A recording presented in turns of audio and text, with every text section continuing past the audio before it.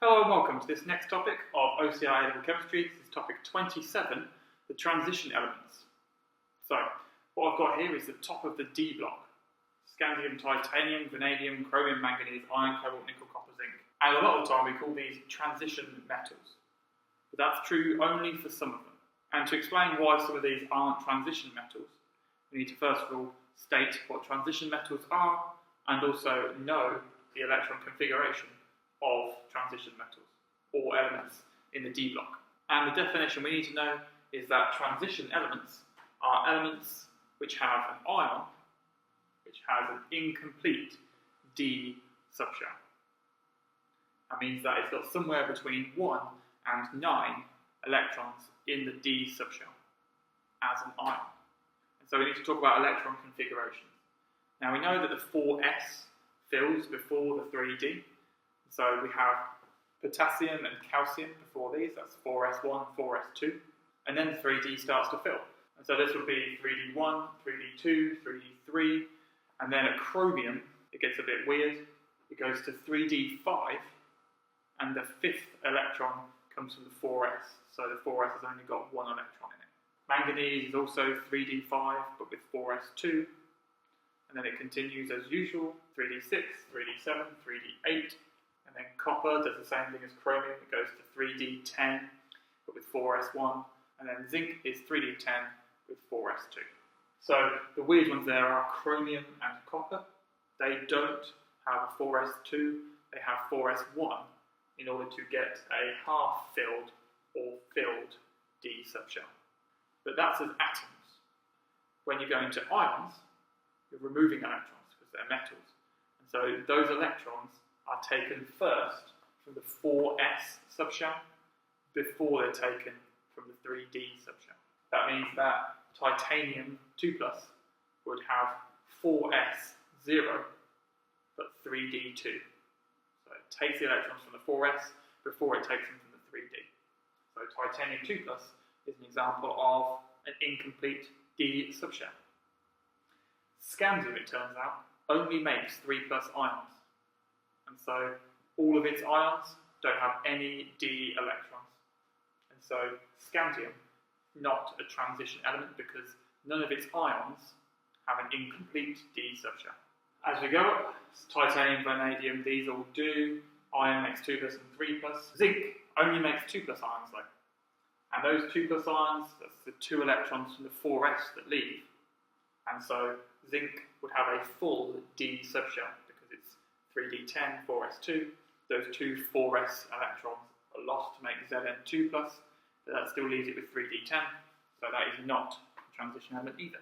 But all of the ones in between, so from titanium to copper, these are all transition elements. They have more than one oxidation state, as I said, like iron has 2+ and 3+. They form coloured ions, so iron 2+ solutions are pale green, iron 3+ solutions are pale yellow. Manganese 2+ is pale pink and manganate is deep purple. And they have catalytic behaviour. So iron is used as a catalyst in the Harbor process. Nickel is used as a catalyst in hydrogenation of alkenes to alkanes. And you'll find that a lot of the ones, platinum, palladium, rhodium, iridium, are brilliant catalysts. And they're all transition elements because of their ability to make more than one oxidation state. And so these chemicals really useful in the chemical industry for use as their catalysts, as I described in an earlier video. But they're not simple to talk about, and that is exemplified by the fact we're going to talk about complex ions. And complex ions, a lot of time, is what happens when you put these into solutions or with other small molecules. So I'm going to talk about those for a little bit now. And to start this all off, I'm going to talk about what happens if you put iron 2+ ions into water. Now, iron 2+ obviously has a charge on it, and that 2+ is localized on this iron ion. And water's polar, so the polar nature of water will tend to stabilise this ion. And we call that the hydration enthalpy. That's when you put a gaseous ion into solution. You get a negative enthalpy change because exothermic, because the waters will stabilise this ion.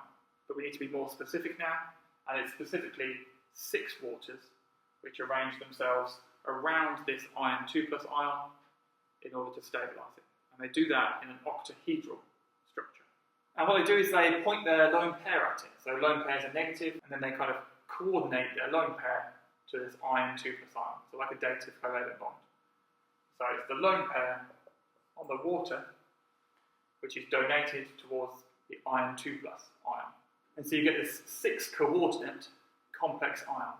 And this 2+ charge, instead of being localized on the iron, it's spread out over this whole structure. So I can no longer write it there. This is now a complex ion.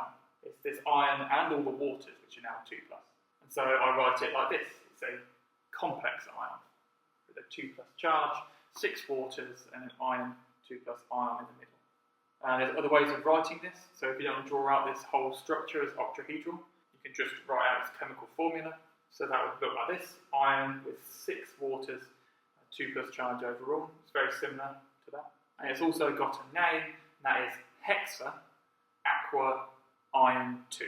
So the hexa for the 6, aqua meaning water, and then iron 2, hopefully obvious because it's an iron 2+ ion. But it's not only water that can do this. In fact, anything with a lone pair could donate that lone pair to a metal ion. And all of those things with lone pairs that can donate them are called ligands. And so if there were ammonia around, then this could be ammonia molecules, or it could be chloride ions, or it could be bromide ions, or it could be hydroxide ions. Anything with a lone pair could be attracted towards this metal centre and become a ligand. Now if there's 6 of them, then you get this 6-fold symmetry of an octahedral shape. But if the ligand is bigger, so water is quite a small molecule, or a small ligand, if you get a bigger ligand, like a chloride ion, then only 4 can fit around in terms of the space around this ion. And that means that you get tetrahedral coordination. We say that the coordination number here is 6. If there was 4, then the coordination number would be 4. And that's specifically the number of lone pairs which are being coordinated to the metal ion. And we make that distinction because some ligands can make more than one donation. So each water here is only making one lone pair donation. But if you had a bigger molecule, it could donate 2 pairs of electrons. So this 2- ion, for instance, ethane di-O8 it's called. These oxygens are just the right distance apart that they can fit around an ion so that they can each donate a pair of electrons. And you could get 3 of these ethane di-O8s around an ion. That would make the overall charge, because these are both negative, ions 2+, that would be 4- charge overall. And this is still 6-coordinate, because there's still 6 pairs of electrons, but there's only 3 ligands. And those ligands are called bidentate, because the dent comes from like bite, like teeth, from dentist. And bidentate means they're taking 2 bites. So each donating 2 lone pairs of electrons. And there's also multidentate ligands, which make more than 1. So there is one which makes all 6. So it's just a molecule which kind of wraps itself around the iron 2+ ion and makes all 6 of those. That's EDTA 4-. And so that's the majority of the shapes. You've got octahedral if there's 6-coordinate, and tetrahedral if it's 4-coordinate. Now there's one very specific other shape that it can do, and it's when there's 4, but the metal ion has a D8 electron configuration. Now it's more complex than this, but we don't need to talk about it more complex than this. Just remember, if the metal ion has a D8 electron configuration, then it will probably make square planar complexes. And luckily there's only very few which are D8. It's the 2+ ions of those 8 into the D block, so platinum and palladium 2+, and the 3+ ions of those 9 into the D block, so gold, for instance. Gold 3+, platinum 2+, palladium 2+. And there's one very specific square planar complex we need to talk about, and that is cisplatin. And this is cisplatin. Now, hopefully you can see why it's called cis. It's because the 2 NH3 groups are on the same side, or because the 2 chlorine groups are on the same side, or chloride groups. That's why it's low charge overall. It's a 2+ ion with 2 1- ions as ligands. And because these 2 ligands, which are the same, are on the same side, that it's called cis. There's also transplatin, which would be if you swapped over one of the chlorines with one of the ammonias. And this molecule is often used as an example of stereoisomerism in complex ions. In fact, this one also shows stereoisomerism. It's not cis-trans isomerism, but it is a stereoisomerism, and it's called optical isomerism. Now this is the first time it comes up in the specification. Optical isomerism is a type of stereoisomerism, and like EZ or like cis-trans, it's same structural formula but different arrangement in space. And whereas I think this is quite easy to see, like if I swap those over, then it's obvious that they're different. If I redrew this, but with these two being linked by the ethane dioate, and these two, that's not the same as this one. And it's hard to show even with a model that those two things aren't the same. But you end up with two things which are mirror images of each other, but they can't be superimposed over each other. And it happens when you have 3 bidentate ligands around a metal ion. To draw it the other way, I would suggest drawing this one and then drawing the mirror image of the same one, because optical isomers are non-superimposable mirror images. The reason I keep doing this with my hands is because my hands are also non-superimposable mirror images. So they have the same structure, but they're not the same as each other because I can't overlap them so that they're exactly the same. On one of them, the thumb is on the right-hand side, and on one of them, the thumb is on the left-hand side. And you can't change that. They look very similar, and in terms of structure, they're the same, but they're not the same as each other. And that's the same as optical isomers. This one and the other one, which is where you find the mirror image of this one, look similar, but they're not the same as each other. And if you were to draw it, it would look like this. So you can see hopefully that those are mirror images of each other. And if you make a model, then no matter how you rotate it, this one will never look exactly the same as this one. And so they're different, they have different names, but we don't need to be able to name them just to know that they exist. Now, optical isomerism also comes up in the next few topics, so one's about organic chemistry. So the definition is all about non-superimposable mirror images, and that's how you draw them as well. I've rubbed it out now, but cisplatin, the one with the 2 ammonias and the 2 chlorines, but on the same side, that is used as an anti-cancer drug, and it's used to bind to DNA. And the only reason it works is because the 2 things are on the same side.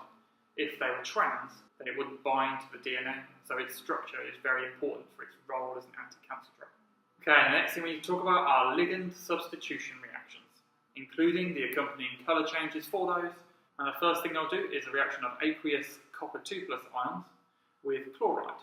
So this is hexa aqua copper 2+, and if I react it with concentrated hydrochloric acid, then those chloride ions will substitute for the water molecules as ligands, and you end up with copper tetrachloride.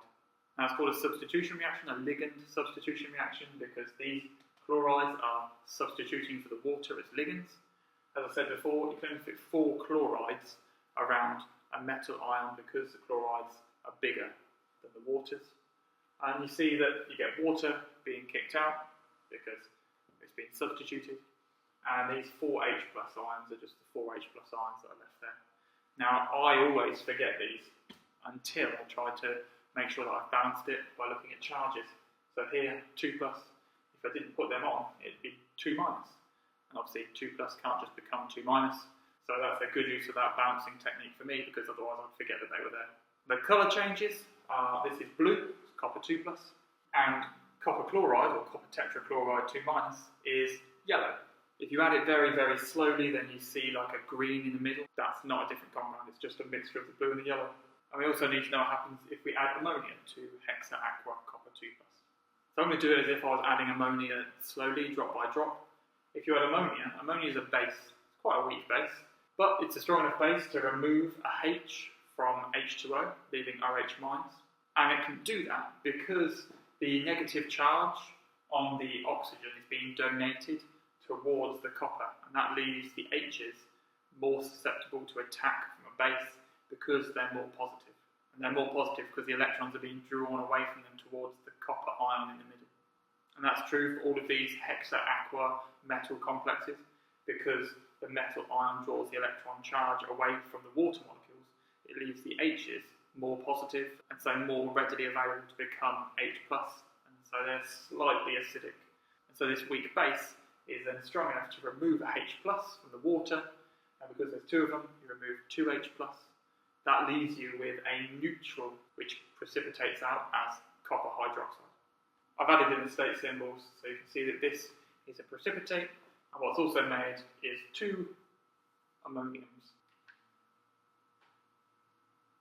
Now if you continue adding ammonia to this, the hydroxide will dissolve and you end up with tetraamine diaqua copper 2+, which is 4 ammonias and 2 waters surrounding a copper 2+ ion.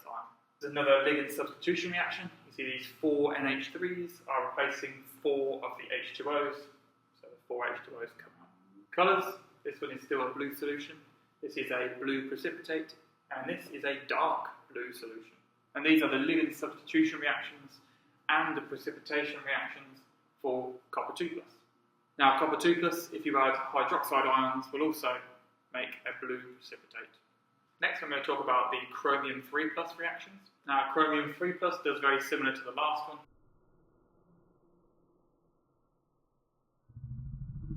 If I add ammonia dropwise to hexaquachromium 3, then I end up with chromium hydroxide as a solid again, so precipitate.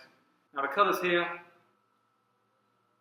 when chromium 3+ in solution, I've said before it's green. In this case, when it's purely chromium 3+ in water, it's purple. When you make this hydroxide, it's a grey-green precipitate. And if you continue to add ammonia, then you get hexaamine chromium 3+, and that is purple. Now I've seen chromium 3+ compounds and solutions, and this is actually not a terrible description of how they look when you make them in an oxidation reaction. So when you reduce dichromate to chromium 3+, it does look green. These solutions do look violet, and this definitely is a kind of greyish, greenish, blue precipitate. It doesn't look like any particular colour, and that's why it's so difficult to name it. But grey-green seems as good a description as any, and so we'll say that chromium hydroxide, chromium 3 hydroxide, is grey-green. Of course, if you're talking about chromium 3+ being made in an oxidation reaction, so oxidising alcohol itself is reduced to chromium 3+, then say it's green because it is green. If you're talking about this reaction, then use these colours, violet to grey-green to purple. And if you add hydroxide to a chromium 3+ solution, then you do get a grey-green precipitate. And that chromium 3+, if you add excess hydroxide, it turns green. I'm sorry. And there's 3 more left, and those are manganese 2+, iron 2+, and iron 3+. What we need to be able to do with those is say what happens if you add hydroxide or if you add ammonia. Now adding hydroxide and adding ammonia in these cases are very similar because the ammonia acts as a base and so removes a H+ from the H2O, leaving OH-. The hydroxide just as a ligand substitution, so an OH- will swap with an H2O, and so they have very similar reactions. So I'm just going to talk about adding hydroxide. Manganese 2+ is pale pink when it's in water solution. If you add hydroxide, you get manganese hydroxide, so MnOH2, and that is a pinky brown precipitate.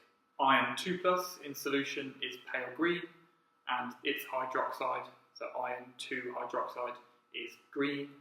And iron 3+ in solution is pale yellow, and its precipitate is orangey brown. None of those precipitates dissolve in excess ammonia or excess hydroxide.